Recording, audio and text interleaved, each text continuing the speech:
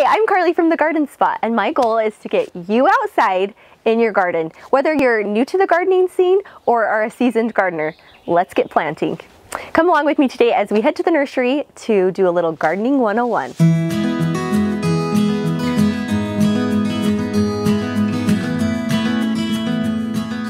There's some things I plant from seed, some things I plant from a little start from the nursery. Tomatoes is one that I typically plant from a start from the nursery, and the reason I do this is because if you're growing tomatoes from seed yourself, you have to start so much earlier in the season. We're talking like you're planting indoors in like February. So you just have to be ahead of the game. So if you're not quite there, starts are a great way to go from the nursery. A lot of my cool weather crops, like right here we've got spinach, Swiss chard, we've got peas, lettuces, kale, stuff like that is super easy to grow from seed. And a lot of times it does better being planted directly into your garden instead of transplanted into your garden. So that's a great one to plant directly into your garden from seed. Okay, so when you're planting your spring crops from seed, so I'm talking kale, lettuce, radish, peas, onion, beets, turnips, carrots, things like that. When I buy these from seed, I am starting these directly in my soil outside sometime around the middle of March. When I am planting from seed for my summer crops, so beans, melons, corn, cucumbers, things like that I'm going to sow directly into the soil outside, I'm going to start doing that around Mother's Day weekend for the northern Wasatch Front. I love this brand right here. It's Mountain Valley Seed. It's a good local Utah company. A great radish variety is a Cherry Belle. I also love the French breakfast radish. I love for a lettuce, there's lots of different kinds of lettuce, but one that does really well here in our soil is a gourmet like loose leaf lettuce. This is my favorite gardening glove. So while you're at the nursery getting your stuff, be sure and pick up your new fresh pair of gardening gloves. Regardless if you have a garden in pots, in raised beds, or in the ground, there are 3 ingredients to a good garden. Number 1 is soil. Soil is so important. We want rich, organic matter mixed into our soils so that our plants can have the most nutrients, have loose soil for like if you're growing underground plants like beets, carrots, turnips, things like that, and then that also can retain moisture. The second thing is light. So we need a garden that has at least 6 hours of sun a day, preferably more. So when you're choosing a location in your yard, think about your sun. The last thing is water.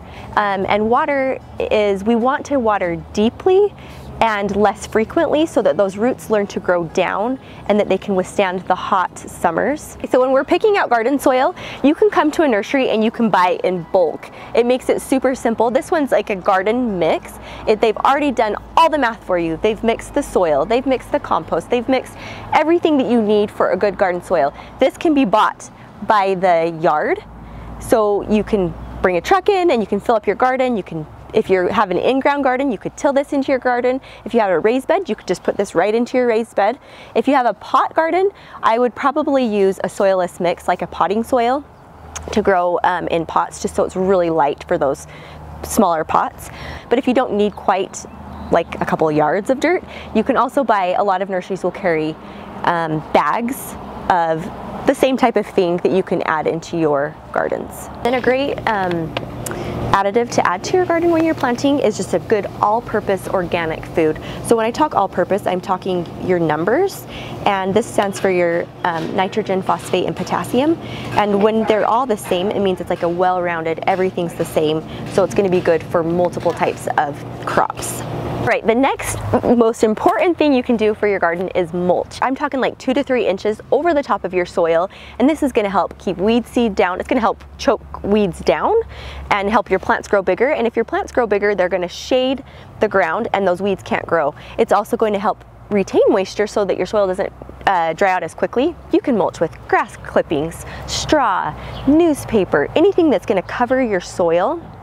The thing that I love to use is a soil pep type.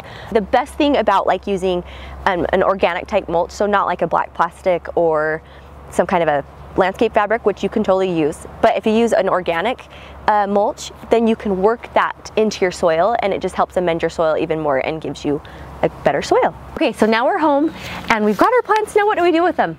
we need to plant them properly so that they grow and flourish.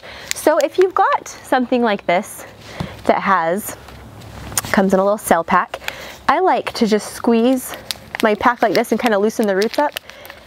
And you don't ever pull from the stem and pull up because you could damage your plant and pull it away from the roots. So just gently work it out.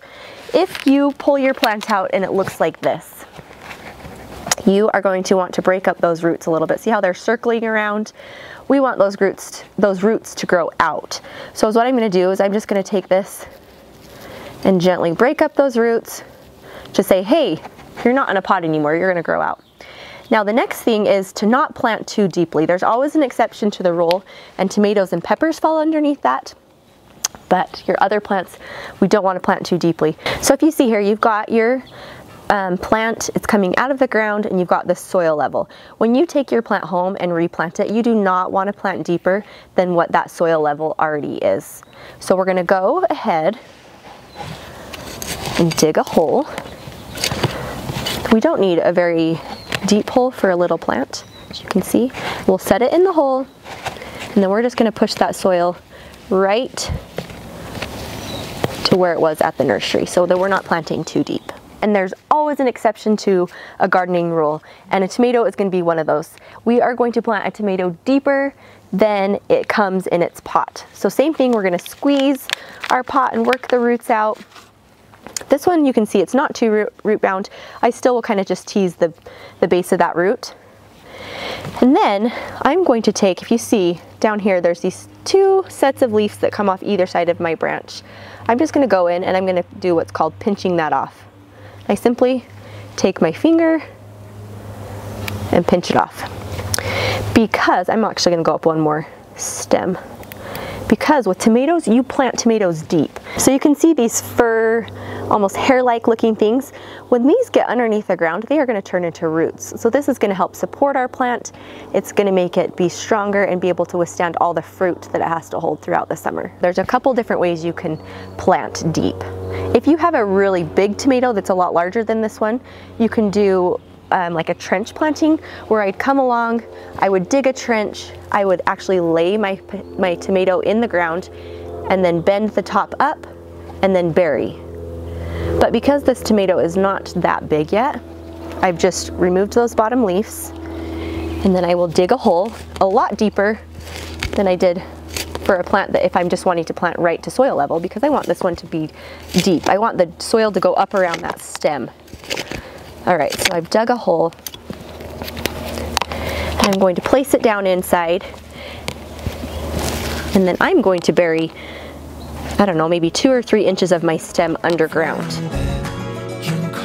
Thanks for coming along today. I hope that gives you a place to start. The number one thing I want you to remember is to just get started. It's the journey of gardening where you learn the most and where you find that it can be really fun to get out and dig in the dirt. So if you'd like to find more of me, I am over at the Garden Spot, and you can come follow along and learn all things garden.